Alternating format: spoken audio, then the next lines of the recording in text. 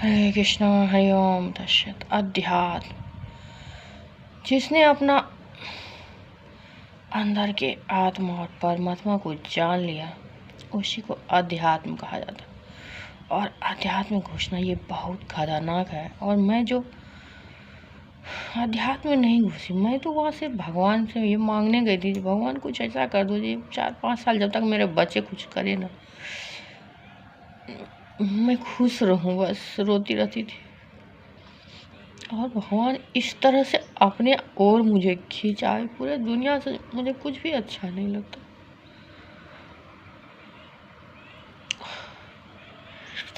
वो भगवान से जो मेरा शादी करवा दिया, देख रही हूँ मैं और अभी दोनों वही शादी कर रही हूँ। और बीच में वो गठबंधन पकड़ा हुआ है, बच्चा छोटा सा बाल गोपाल। और बाल गोपाल लड्डू गोपाल है जो एकदम सांवला कलर का, भाई पकड़ा गया वो तुरंत मतलब बड़ा हो गया। और कुछ हुआ भी था ऐसे, जब मेरी माँ गई थी वहाँ कुंभ में, मेरी माँ बहन पापा ने दोनों बहन गई थी और उसका पति सब आदमी थे। तो वहाँ से एक धोती लाई थी भगवा, एक गमछा था, एक गंजी, उसमें एक सिंदूर का चूड़ी का सब कुछ वहाँ लिए थे माँ। तो वहाँ किसी को दे नहीं पाई, बहुत भीड़ था तो वो लेके आ गई। तो मैं सोची कि मैं जा रही हूँ, और उस टाइम में मेरा बहुत तबीयत था खराब, बहुत ज़्यादा ही था। मैं सोची कि मैं जाके राम जी को चढ़ा देती हूँ, क्योंकि माल आई है ना वहाँ से, और वो मैं उसी के हाथ से चढ़वाई, वो वहीं था। मैं माला भी दे दूँ और कुछ प्रसाद भी ले गई थी, पेड़ा बना के। पेड़ा उस टाइम में बहुत ले जाती थी कृष्णा जी के लिए। हमारे देवर 1.5 लीटर दूध लाते थे, 1 लीटर टॉन्ट, आधा लीटर फुल क्रीम में चाय पीते थे। उस टाइम मैं भी चाय पीती थी, तो उनके लिए भी 2 बार चाय पीते थे, मैं एक ही बार बस, क्योंकि मेरा तबीयत सांस बहुत ज़्यादा फूल रहा था। तो कुछ दिन मैं बीच में चाय पी हूँ, फिर छोड़ दी हूँ। तो वो फुल क्रीम दूध का मैं क्या करती थी, जैसे एक दिन में लाई बनाई चाय तो बच जाता था दूध, तो फिर कल के लिए वही रख देते। फिर कल क्या करते थे, तो जो आधा किलो दूध का मैं पेड़ा बनाती थी चीनी दे करके, और इसको ले जाते थे चढ़ाने के लिए मंदिर में। कृष्णा जी के पास भी चढ़ाते थे और राम जी के पास भी चढ़ाए बहुत बार। चेतन महाप्रभु के पास में 1 बार चढ़ावे मात्र। वहाँ भीड़ था कृष्णा जी में, तो हम यहीं चढ़ा देते। बाद में पता चला जो वहाँ वो टोकन के हिसाब से चढ़ता, यहाँ भीड़ नहीं होता था, और कोई यहाँ चढ़ाते नहीं, तो मैं यहीं चढ़ा देती थी डेली। ये भी बात था। तो वहाँ तो बहुत लोग सब चढ़ा रहे हैं, तो राम जी को मैं चढ़ा दे रही हूँ। तो वो पेड़ा चढ़ाई थी, वो चूड़ी और सिंदूर वो हाथ में छुआ, और आगे में जाके जो होता है वो सर्व किया होगा, वहाँ से ला के वो फट से रख दिया, और 1 सेकंड के अंदर वो भाग गया। फिर मेरा जो कुछ वहाँ हुआ था, ऊंचा नीचा खट्टा पट्टा, ये बहुत बदमाशी करते हैं। मैं चूड़ी सब खोल के फेंक देती थी। बोले अब मैं सिंदूर नहीं कर, कितने दिन मैं सिंदूर भी नहीं करती थी, जैसे सचमुच का। बोली अब ये बचेगा तो नहीं है। और मेरा मन बिल्कुल ही उखड़ गया। जब आपका मन टूट जाएगा ना, टूट जाता है बड़ी बुरी तरह से, उस तरह से टूटता नहीं है किसी का मन, मुझे लगता है इस दुनिया से जिस तरह से मेरा टूटा होगा। तभी जाके दूसरा प्रतिबिंब भगवान में लगो तो वही होगा, या जैसे लगोगे आप फिर वैसा प्रतिबिंब बनेगा। तो मैं भगवान में ही लगी उस टाइम में। मेरा फोटो भी है 2-4 जो मैं सिंदूर नहीं लगाई। और मैं माता रानी की जय करती हूँ। मैं जा कर के ना हरिद्वार में आपका जो ये विग्रह दिया है मुझे, माँ ने बाबा धाम से ला करके बड़का का इसका पूजा करके मुझे दिया, तो मैं हरिद्वार में ही जाके दूंगी। अब किसी को पूजा नहीं करने दूंगी गौरी को, क्योंकि जब पूजा करने के बाद भी पति खत्म हो जाता है, फिर से पति का सुख नहीं, साथ नहीं, तो फिर क्या होगा। अब बेटी सब को नहीं दूंगी, मैं ऐसे सोच रही थी। और मैं वो सिंदूर खोली वहीं, उनको बोली कि लगा दो मेरे माथा।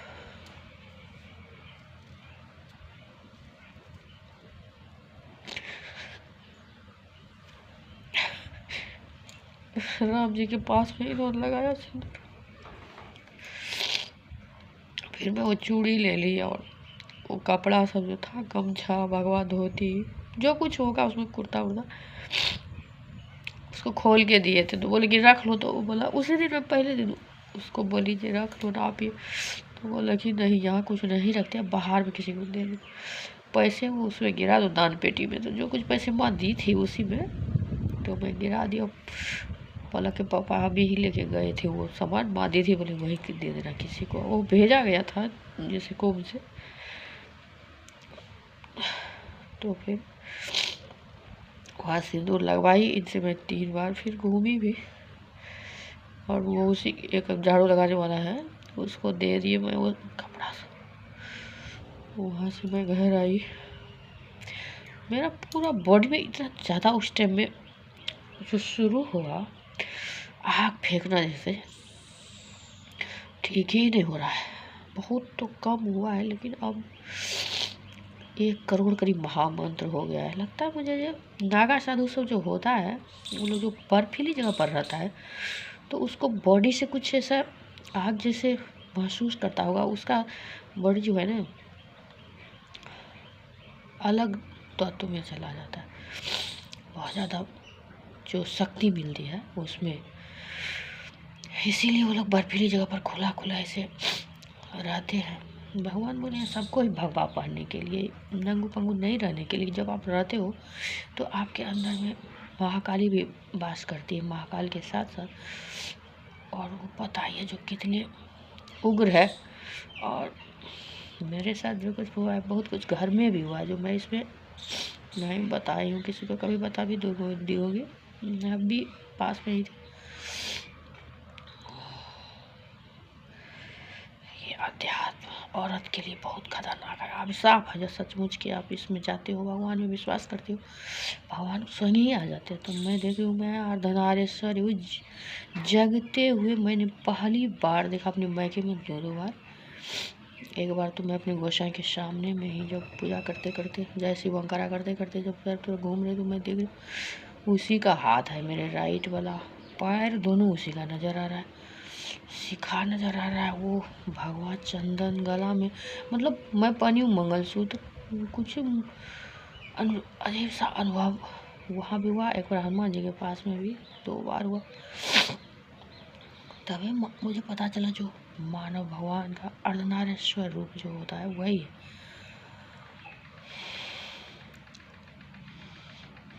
और जब आप अकेले होते हो, दोनों तो एक में ही है, तो वही है नारायण जो एक ही है, लेकिन दोनों एक में ही है।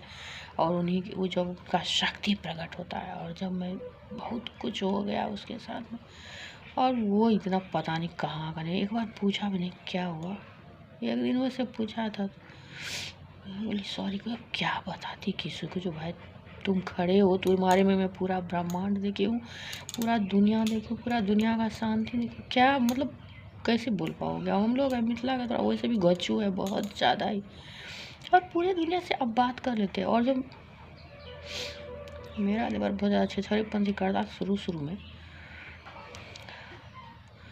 जब मेरी बहन की शादी हुई थी तो उसी टाइम में ये 3-4 भाई गए थे। तो लगता है उसको ना कुछ हो गया, क्या हुआ मेरे से, वो उसको रहा ही नहीं जाता। किसी को प्रेम प्रसंग हो जाना है तो अब किसी भी रिश्ते में आ जाते हो घर में, तो ये सब में दिखाया गया है। चल मेरे भाई कौन कौन सा में से कुछ हुआ है, एक ही लड़की पर 2 भाई को क्रश हो जाता है ऐसे। इसको तो मैं मिल गई, लेकिन उसको मिल नहीं पाई। मैं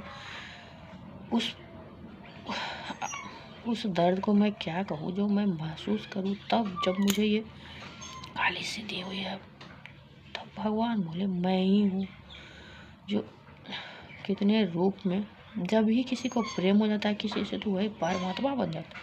और इतना वो बदमाश है, होता है नहीं किसी से जब आपको लगाव ही है तो थोड़ा मनुष्य जैसा तो व्यवहार करो, तो वो भी नहीं। और जब उसका अजीब वो नटंकी का है, जो दूसरे के सामने में कुछ और, इधर में कुछ और दिखाने वाले। मैं तो बहुत बड़ा मर्द हूँ भाई, बहुत बड़ा मर्द हो तो बड़ी उतना मर्द सबको ही तो ये सब होता है, जो औरत सबके चक्कर में बहुत ज़्यादा अपने आप में फंस जाते हैं। भगवान फंसाते बोलते, जब भी तुम बोलोगे मैं ये, तो भगवान माया में इस तरह से फंसाते हैं, वही है माया। और 22 साल करीब हो गया, उसको मैं बोल ही नहीं पाती तुम क्यों देखती हो मेरे तरह। और जैसे हम दोनों एक जगह आते थे उसको इतना ज़्यादा चिढ़ हो रही थी, और बार बार देखने के लिए आता रहा था मेरे पर्दा में झाँक करके। तब मैं लड़ी हूँ एक दिन 22 साल के बाद, जो ये मेरे रूम में क्यों आता झाँकने के लिए। और इस उसकी पत्नी कल की आज के बाद नहीं जाना, 3-4 दिन ऐसे हुआ तब वो छोड़ा। उसकी पत्नी बोले कि आज से उधर मत जाना, आज से वो जाने लगता तो चलो घूमो घूमो घूमो। और उसकी पत्नी पहले लड़ती, लेकिन वो पता चल गया उसको, जो तो बोले चुप, मैं हम बात नहीं सुनती किसी का, मैं सबको जानती हूँ। वो भी तो मुझे देखिए इतना करीब से, मुझे सुंदरता का कभी नहीं था। एक नेक इंसान होना चाहिए जीवन में जो आपका बात सुने कम से कम। और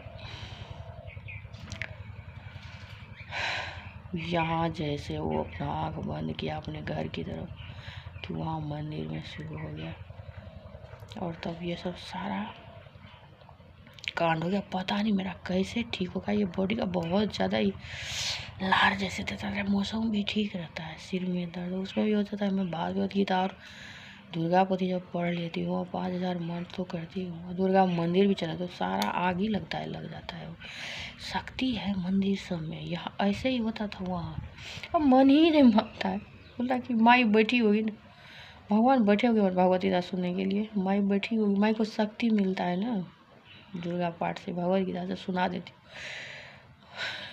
जैसे ये बोलती हूँ बस बॉडी में आग फेंकने लगता, बड़ी बुरी तरह। आज भी सुबह से बहुत ज़्यादा ही आग लग रहा है, सिर चकरा रहा है, चकराता नहीं रहता है, आग ही निकल रहा है पूरा बॉडी से। पता नहीं, कुछ चेक करवाना पड़ेगा क्या हुआ नहीं हुआ था। जो आप एसी में रहूँ ऐसा फील होता है कुछ, और यहाँ कहाँ से एसी आएगा। पंखा भी बड़ी मुश्किल कर दी है, जो कमाना छोड़ दिया उसमें मैं घुस गई अध्यात्म में। मुझे पसंद नहीं ये पसीना, ये चिक ये झिक। और जब भी आप सोचते हो जो ये नहीं पसंद, तो भगवान आपको वहीं ले जाएंगे घुमा करके। और अभी हम चारों ही अलग अलग रहते थे, अब 3 हो गए। ये भी रहते हैं तो फिर लड़ते रहते हैं बहुत ज़्यादा, और ये लड़ते रहते हैं, इनसे लड़वाते हैं। उसमें नेगेटिव पॉजिटिव दोनों शक्ति है। और जब भी आप अध्यात्म में लगोगे ना, तो फिर आप सबसे आपको दूर करके वो एक अलग दुनिया में ले जाएंगे जहाँ। और ये सब बात जो है ना, पता नहीं मुनि महात्मा को क्या क्या होता है नहीं होता है, मुझे कुछ भी नहीं पता। मैं एक औरत हूँ तो फिर कोई बताएगा भी कि नहीं जो क्या क्या हो तो उन लोगों को होता है। और मैं कितनी बार मन करता मैं चली जाऊँ। और एक टाइम में तो ऐसा होता था जब वो ऑरेंज दुपट्टा उड़ते थे तो मेरा थोड़ा सुकून मिलता था। पीला गमछी लेके जाते थे। एक बार मैं अपनी बेटी का परीक्षा में गई तो पीला गमछी लेके चली गई, उसको वहाँ से आई। मेरा तबीयत इतना ज़्यादा ख़राब हो गया, मैं एक दिन जा ही नहीं पाई। फिर मुझे याद आया वो भगवान इसमें आ गए, फिर जाके मैं वहाँ झाड़ के गमछा आई हूँ वहाँ से। प्रभु चले जाओ, आ जाते थे मेरे साथ और दिखाते हैं वहाँ। जो जैसे गुरु जी को उठाएंगे ना वो लोग, तो ऐसे ऐसे करके और फिर वो घुमाएंगे गुरु जी को। जितना टोना टोटका करता है गुरु जी में ही भगवान आ जाते हैं। शिव आज भी गुरु है, और वो जो है नीता है भगवान ही। वो दोनों जो है ना, महादेव और विष्णु भगवान चिपकू-लाल दोनों चिपके रहते हैं, आते रहते हैं, दिखाते ना, तीनों रहता है एक जगह जैसे सांप जैसे करके। तो महादेव का रूप है वो। और फिर लक्ष्मी नारायण, ये अध्यात्म जो है ना अंदर तक हिला देता लोगों को। और जब विश्वास करते हो, कहीं आप जाओगे अस्पताल में भी अदर थोड़े दिन बोल के क्या जो आ जाओ जो, तो सचमुच का आ जाएंगे। ऐसा करना नहीं कभी, क्योंकि उसके बाद में आप निकल नहीं पाओगे, बहुत मुश्किल है निकालना। और मेरा कोई वीडियो भी नहीं देखता है जो बताए जो आखिर होता क्या क्या है। और मैं जो महसूस करती हूँ वो आता है फट से देखने के लिए उस दिन। और जैसे किस ऑनलाइन भी भगवान सबका चलते रहता है, तो जब मैं देख लूँगी बताएगा ये ऑनलाइन ही, तो बाबा उस रात में तो गड़बड़ होना ही है। देख ही लेती हूँ जो मैं उस दिन मैं दिखा रही थी वहाँ का बद्री विशाल का। वैसे मैं चारों धाम के बारे में बोलती हूँ। और ये बहुत लड़े, हाथ भी तोड़ दिया ऐसे अंगुली। मैं बोल रही सो जाओ, ये नहीं सो रहे थे, नहीं सो रहे, 2-3 बज गया। फिर कि मैं जैसे मेरा झपकी लगा, मैं देख रही हूँ जो बद्री विशाल के कपट है एकदम अंदर में, लग रहा है सोना सोना सा चमक। और गेट के पास में भगवा बन के खड़ा हुआ है, वही दूसरा और कोई नहीं रहता है, वही रहता है। भगवान का जो असली रूप है ना, विष्णु भगवान के ही रूप में आते हैं। तो फिर मैं बोली कि कैसे ही सोएगा, पता नहीं चला। तो भगवान सुला दे उसको किसी तरह से, तब लेकिन सो गया थोड़ी देर में। मैं बद्री विशाल गई हूँ और उनका प्रतिमा याद नहीं था क्या देखी थी, उस दिन ही देखी हूँ जय बद्री विशाल। और भगवान का अनेकों अलग अलग रूप सब बना करके रखे, अपने जाति धर्म सबके भांति में। और एक ब्राह्मण गुरु महाराज जब गुजरे तब हमसे मांगे जो मेरा ये शरीर को अग्निदाह संस्कार जरूरी है, और इसको कौन वाले समझे या न समझे, जो ये कल की अवतार हुआ है गुरु जी पर हुए कि तो ब्राह्मण और ऊपर से 40-42 साल का उनका महामंत्र और गायत्री मंत्र, और वो भगवा मंत्र द्वारा जो भगवान में लोग भगवा पाते हैं, बहुत पावरफुल है, दुनिया पूरा हिला सकता है और हिला ही दिए।